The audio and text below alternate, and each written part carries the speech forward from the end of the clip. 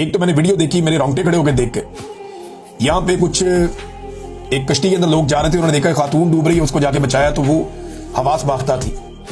वो औरत ने इशारों से बताया कि वहां मेरी बहन डूब गई और उसके साथ एक बच्चा भी छोटा, ऐसे हाथ से बता रही थी। बड़ी तकलीफ हुई मुझे वीडियो देख के। लोग बहुत मुश्किल में हैं। इनके लिए तो ये एक एंटरटेनमेंट है ना, अमीरों के बच्चों के लिए। ये जो बड़े बड़े ताकतवर लोग हैं, बड़े बड़े सियासी खानदानों के चश्मो चिराग, जिन्हें प्लेट के अंदर रख के सोने के चमचे के साथ इक्तदार दे दिया गया, इनकी घुट्टी में इक्तदार पड़ा हुआ था।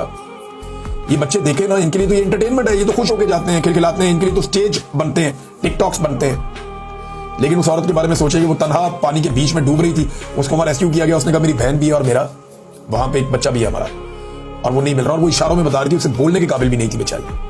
अब ये जलालपुर पीरवाला में दरिया चनाब में सैलाब मुतासरीन की कश्ती डूब गई है। एक खातून और 4 बच्चे डूबकर जाँ बहक हो गए। और ये जो बच्चे थे ये 60 साल से कम उम्र के थे। कश्ती में 20 से ज्यादा लोग सवार थे।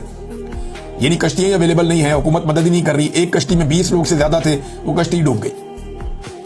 4 बच्चे फौत हो गए, एक खातून फौत हो गए, बाकी लोगों को रेस्क्यू किया गया। और सेम टाइम में आप ये देखें कि नवाज शरीफ की पार्टी के रहनुमा फैसल जबवाना के बारे में खबर आती है कि सैलाब का जायजा लेने के लिए वो निकले, उनकी कश्ती खराब हो गई।